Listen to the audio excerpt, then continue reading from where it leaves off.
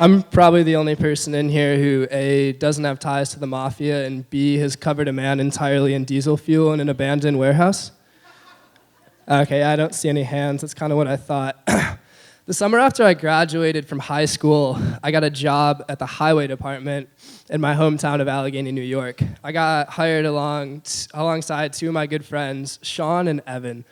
And we were all pretty proud of this job. It was the first time we were getting a real paycheck, and we were making impacts on the community, paving roads, fixing water lines, doing real work. And I think I was more proud of it than they were, just because I never felt like I really fit in my hometown. My mom and I were kind of outsiders in this small town, and as small towns go, it's all about like who you know, and my mom and I still don't know whoever that is that we're supposed to know. We're still searching though. But I was kind of like, it's just like one example, the election map always paints my county very red, and in 2012, one time my mom came into our living room. It was like, oh my God, Ryan, I did it, I finally did it. I put the Obama-Biden sign in the front lawn. I wonder what the neighbors are gonna say about this. And I sat there as a 13-year-old blankly staring at her thinking, yes, what every teenager needs, a literal sign in the front lawn telling everyone you're different. Anyways, I grew up with not being able to fit into this community entirely, but when I had this job where I was just kind of like another one of the guys on the site, getting up at 5:15 in the morning, turning on the coffee pot, putting on the steel-toed boots, going to work and hating life for 10 hours, coming home and drinking a beer in the shower waiting for the weekend, I got really into it. It was awesome, and I couldn't like imagine my life outside of there at all. And my mom had worked my entire childhood to like make sure I had an open mind, coming from a community that, like, my small town was a lovely place to grow up, but small towns are a little bit closed-minded generally. And I had this open mind, and if you kind of think of it as like a bit of a circle, that summer the circle just slowly started to like eat away at itself like a bit of a pie chart, where I was like, big steel-toe boots. And it felt so good. And until like 2:30, now it was like one of the last weeks I was gonna be working for the town before I went off to college. I'd already committed to coming to St. Lawrence before the summer started. And as the summer was going on, like I was getting really angry at myself. Like, I can't believe I'm going so far away to college. I literally don't know a single person there. All of my friends are going to schools like an hour away with people they know, and at the time that seemed really cool. Now I'm pretty thankful I'm here. But I had this experience one day when we were crack filling at work. And crack filling is when there's like the cracks in the road and there's like the hot tar that they put into the cracks. It's when you're driving down the road and there's like black lines everywhere and you're like, whoa. That's what crack filling is. And I think like the bigger highway departments probably have like really nice automated crack filling machines where like some dude rides it and just like eats Funyuns and smokes cigarellos while the cracks fill themselves in.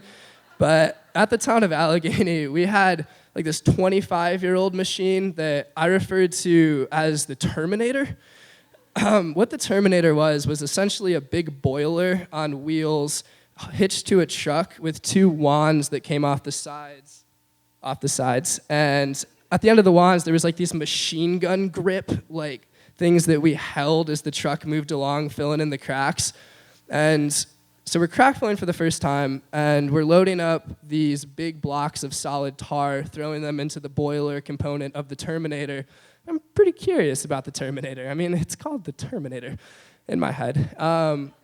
So I open the hatch, and I look in there, and I throw my block of tar in there, and I close it. Not anything too exciting, but I'm walking away, and one of the full-time guys, Ricky, goes, "Hey, kid, don't put your face in the hole. Sometimes the tar pops." Okay. Thanks for telling me now. I'm glad the tar didn't pop when my face was in the hole. But we get into, my friend Evan and I, we are the crack fillers on the machine gun handles going down the road. And it's very like tunnel vision work where you don't think about anything else. You're just like, it's hot, it sucks, okay, we're crack filling. So we're in this tunnel vision mode, and then we just like kind of hear like an explosion and some screaming. Just snap out of a tunnel vision and look over, and Ricky has a lot of tar covering him, and in fact put his face in the hole when it popped. And it's not like enough tar to the point where it's like, this guy's gonna die. No, it's just like, it was a situation. And I kind of like blacked out and like don't remember what happened at that point until like the next thing I remember is I'm driving a truck with just me and Ricky. Like he's in the passenger seat just sitting like all tarred up. And the weird thing was like, he didn't have any change in demeanor. Like he wasn't terrified. He wasn't like, oh, I'm okay, I'm okay. He's like, 2:30, tar time. And so I'm like, Ricky, please let me take you to the hospital, right? And he's like, oh, no. I haven't been to the doctor since I broke my leg. And my first thought was, good thing you went to the doctor when you broke your leg. My second thought was, hey, Ricky, how long ago did you break your leg? 12 years ago. Okay, so he instructed me to take him back to the garage, which is abandoned at this point because all the trucks and guys are out for the day. And he gets out of the truck and walks to like the back corner of the garage. And I'm kind of watching him, seeing if he's gonna pass out, and he doesn't. And he comes back, and the first thing I see is a can of diesel, and I think, oh, good, we're gonna put that in the truck, and I'm gonna take you to the hospital. And the second thing I see is a handful of rags, which really confused me until I remembered that when we clean the trucks, we spray diesel on them to like wipe off all the like tar and asphalt. And I'm like, great, Ricky wants me to scrub him like a truck. So he sits down in a chair, and I put a rag over his face and pour a bunch of diesel on his head, and then I kind of zoom out of the situation into a third-person view, and it's like a Tarantino movie where I'm just like about to cut his ears off or something. Pretty terrifying. I was glad that like no cop walked by and shot me while I'm doing this, but I'm really scrubbing Ricky down. I'm getting the tar off of him, and it's like he's very burned, but like not third degree, but it was a very unpleasant experience. And I was like, all right, so you're going to take the rest of a day off, right? No, we went back to the job site, and Ricky finished the day. I got home that night after work, and I got in my shower. I had my luxury shower beer, and I was thinking back to the day's events, and I realized like the whole summer I'd had this veil of like pleasantry covering this close encounter I'd had with living and working in my hometown my entire life. And this day's events very much so lifted that veil.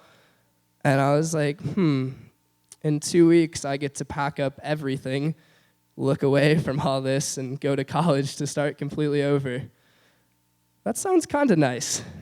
Thank you.